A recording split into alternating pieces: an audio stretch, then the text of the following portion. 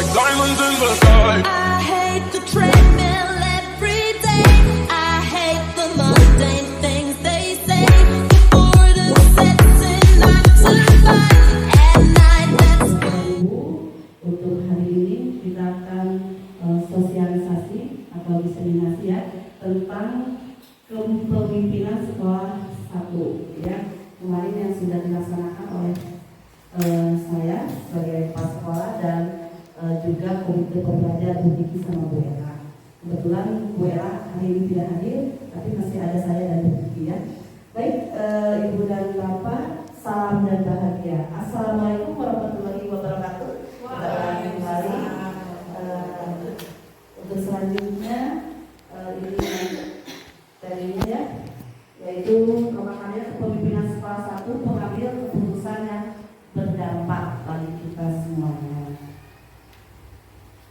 Tujuannya nanti Bapak dan Ibu bisa mengenal kebiasaan seorang pemimpin, kemudian Bapak dan Ibu juga nanti bisa menyebutkan langkah 5T dalam mengambil keputusan berdampak, serta Bapak dan Ibu bisa menerapkan ya setiap langkah 5T dalam pengambilan keputusan berdampak.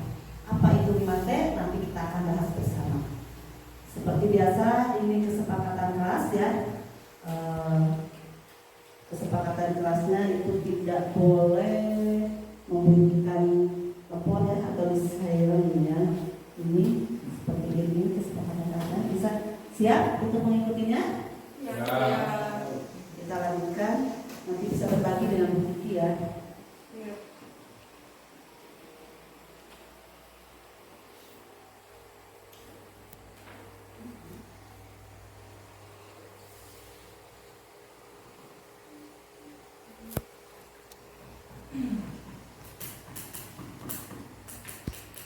Baik Bapak dan Ibu, untuk langkah pertama kita mulai dari diri sendiri dulu.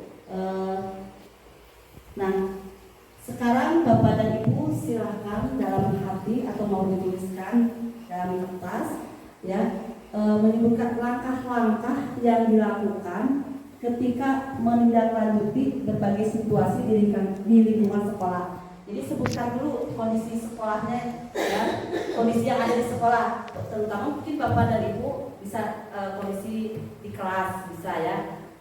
Sebutkan yang pernah dilakukan atau yang pernah terasakan bagaimana kondisi di kelas atau di sekolahnya, nanti tindak lanjutnya seperti apa. Jadi pernah Bapak Ibu mengalami masalah? Nah, silakan tuliskan salah satu contoh saja ya dari Bapak dan Ibu, kemudian nanti bagaimana cara mengatasi Bapak Ibu.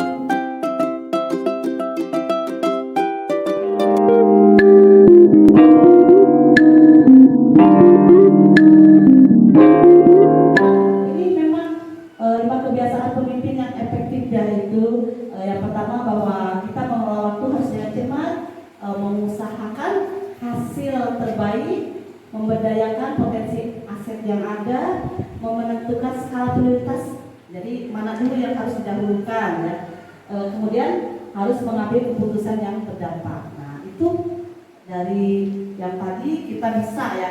Mudah-mudahan kita bisa. Jadi bukan hanya untuk kepala sekolah, ini ya kepemimpinan itu juga Bapak dan Ibu guru juga sama semuanya. Juga seorang pemimpin, yaitu pemimpin di kelasnya masing-masing. Terima kasih.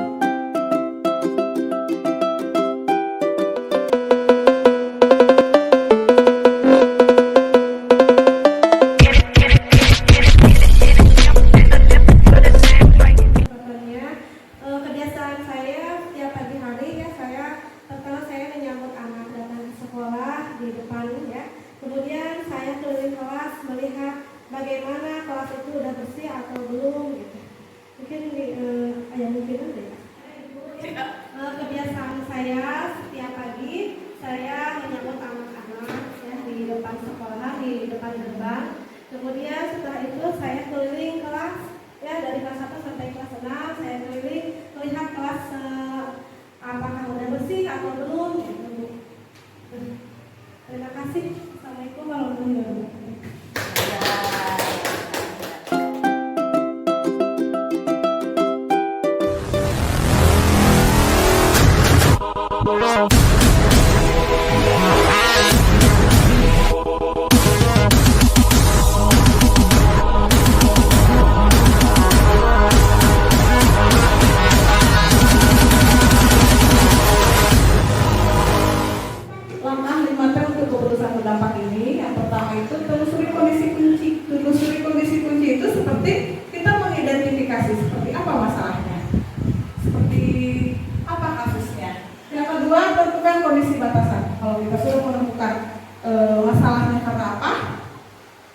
batasannya adalah kita tentukan minimal dan maksimumnya.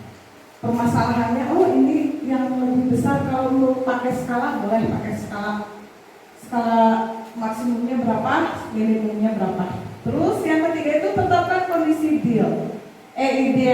Ideal itu bagusnya seperti apa. Yang keempat, terapkan aksi nyata. Nah, baru kita bisa menerapkan aksi nyata, aksi yang akan kita buat. Lalu tentukan umpan balik seperti tadi kasusnya Ibu lihat. Nah, untuk kenapa anak tersebut, si Dimas itu tidak mau menulis, kita cari dulu kondisi kuncinya. Latar belakang anak tersebut, alasan anak tersebut tidak mau menulis itu karena apa? Lalu kondisi batasannya, kita lihat, kita tentukan kondisi batasan minimum anak tersebut sampai batasan maksimal anak tersebut. Dia karena tidak bisa menulis, kenapa dan apa yang dia bisa lakukan. Kita harus tahu batasan anak tersebut. Lalu tetapkan kondisi ideal. Saya ingin anak tersebut bisa membaca atau mau menulis satu hari itu satu halaman misalnya. Untuk bisa anak tersebut bisa menuliskan satu halaman, harus apa strategi yang harus kita lakukan. Lalu keempat, kita laksanakan, kita lihat apa yang sudah kita strategikan berhasil atau tidak. Yang kelima, temukan umpan balik. Kalau misalnya berhasil, oh saya sudah berhasil, anak tersebut mau menulis. Kita padukan lagi batasannya dan kondisi idealnya, tetapkan lagi, kita tambahkan lagi. Kalau misalnya masih belum mau menulis, kita cari strategi yang lain. Langkah 5 untuk keputusan berdampak ini, yang pertama itu terus.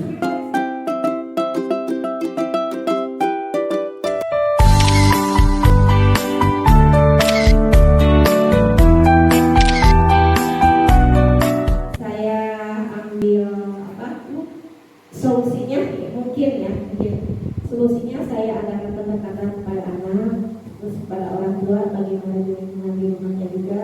Mungkin ada dukungan kan Bu, adakan orang tua yang mungkin sibuk lah gitu.